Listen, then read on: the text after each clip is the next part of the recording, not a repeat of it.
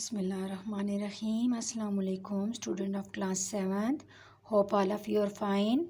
Student, in the previous lecture we studied the arrangement of electrons according to Rutherford and Bohr model around the nucleus in shells and orbits. We studied that each shell or orbit can hold certain number of electrons.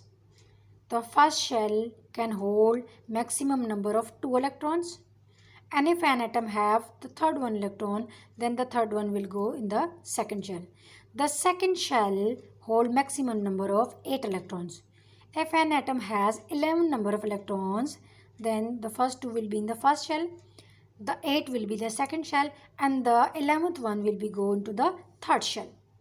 Okay? And if an atom has more than that electrons, they will occupy maximum number of 18 electrons in the third shell, and the further will go in the next shell. So we studied it with different examples. Okay, now today we will study what is an ion. Student, we studied that atom is electrically neutral. That is, the number of protons in an atoms are equal to the number of electrons always.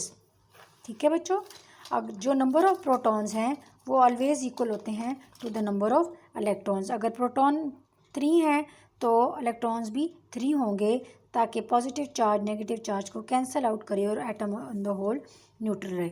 लेकिन अगर किसी atom में से एक electron during a chemical reaction transfer हो जाए तो atom क्या हो जाएगा, इलेक्ट्रिकली न्यूट्रल नहीं रहेगा, उसके ऊपर पॉजिटिव चार्ज एक एक्स्ट्रा हो जाएगा. क्योंकि आप नंबर ऑफ इलेक्ट्रॉन्स 2 हैं और प्रोटॉन्स 3 हैं, तो पॉजिटिव चार्ज एक ज़्यादा हो गया, तो अब एटम के ऊपर पॉजिटिव चार्ज आ गया. सो इस चार्ज एटम को या चार्ज स्पीशी को हम क्या बोलते हैं, आयन. पीरियोडिक टेबल में जो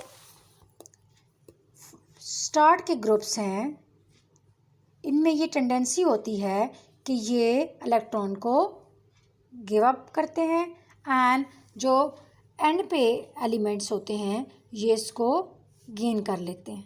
ठीक है, तो as a result in elements की, जिनको कि हम alkali metals and alkaline earth metals बोलते हैं, इनकी टेंडेंसी होती है कि ये electrons during the chemical reaction दे देते हैं और ख़ुद इन पे पॉजिटिव चार्ज आ जाता है, और ये वाले एलिमेंट्स ले लेते हैं, गेन कर लेते हैं, एक एक्स्ट्रा आ जाता है इनके पास, तो इन पे नेगेटिव चार्ज आता है. ठीक है, जितने इलेक्ट्रॉन ये लेते हैं उतने नेगेटिव आ जाते हैं, और जितने इलेक्ट्रॉन लॉस होते हैं उतना ही पॉजिटिव चार्ज आ जाता है. ठीक है, अब हम अल्कली मेटल में सोडियम को देखते हैं कि सोडियम की ये भी टेंडेंसी है कि during chemical reaction it loss it's one of electron and it become positive charge. ठीक है, एंड क्लोरीन,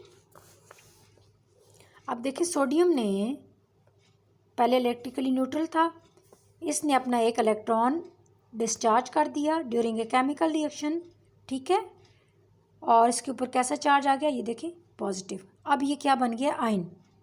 ठीक है, तो जो पॉजिटिव चार्ज स्पीशी होती है या आयन होता है उसको हम बोलते हैं कैटायन और पॉजिटिव आयन. ठीक है, similarly chlorine before chemical reaction was electrically neutral. The electron lost by or given up by or donated by sodium is gained by chlorine. Now chlorine have one extra electron, so it will be a negatively charged species. ठीक है, it will gain this negative charge and become negatively charged species. This negatively charged species is known as negative ion or anion. Student, hope so आपको ये topic समझ आ गया होगा. इसको read out भी करें. ठीक है, और try to solve these questions. Answers have been given in the notes provided from the school. ठीक है, इनको नीट कॉपीज़ पे लिखें और मेमोराइज़ करें. Thank you. अल्लाह हाफिज़.